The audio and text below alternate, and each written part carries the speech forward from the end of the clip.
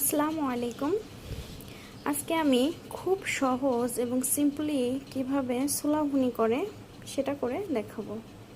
তাহলে চলুন চুলায় চলে যাই। বিসমিল্লাহ দিয়ে শুরু করছি।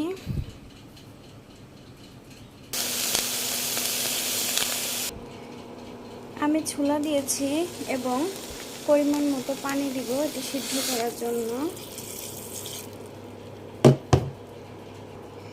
এবং আমি এখানে কিছু লবণ দিয়ে দিব। লবণটা দিলে সিদ্ধ হওয়ার সময় ছোলার মধ্যে ভালোভাবে লবণটি ঢুকে যাবে।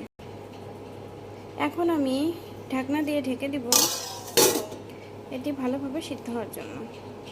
সিদ্ধ হওয়া পর্যন্ত অপেক্ষা করব। ছোলা সিদ্ধ হয়ে গেছে, এখন এটা আমি উঠিয়ে নেব। ছোলাটি সিদ্ধ হয়ে গেছে, এখন আমি মশলাগুলো রেডি করেছি।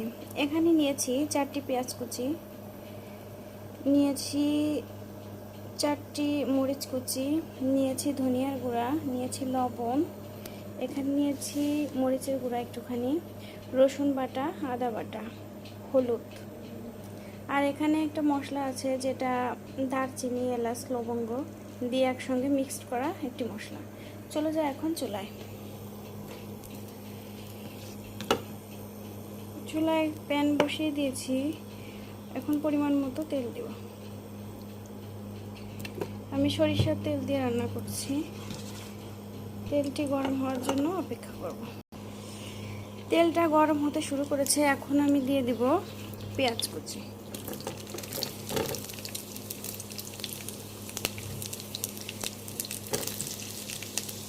পেঁয়াজ এবং মরিচ কুচিটা দিয়ে দিচ্ছি।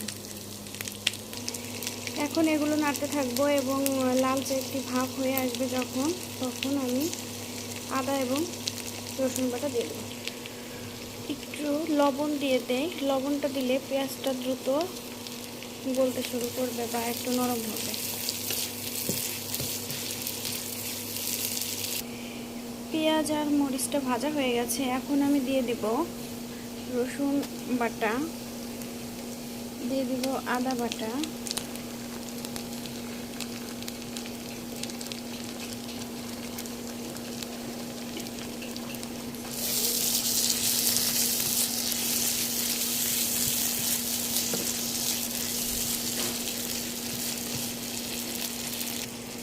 মশলাটা সুন্দর করে ভাজতে হবে, না হলে আদা রসুন বাটার একটি গন্ধ থেকে যাবে।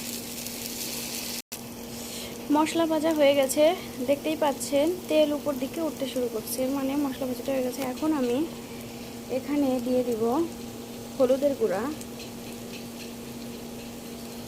দিয়ে দিব জিরার গুঁড়া, দিয়ে দিব 2-3 রকমের মশলা বাটা, দিয়ে দিব একটু মরিচের গুঁড়া, দিয়ে দিব লবণ, আর এখানে দিব একটি তেজপাতা।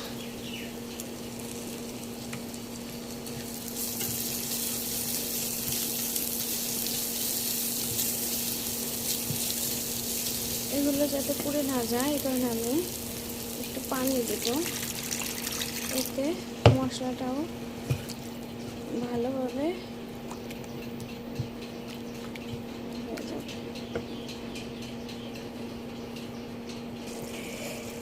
মশলাগুলো কষানো হয়ে গেছে, এখন আমি ছোলাগুলো দিয়ে দেব।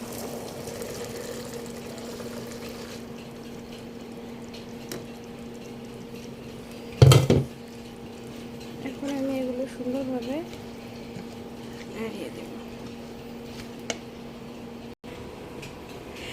ছোলা ভুনাটা হয়ে গিয়েছে।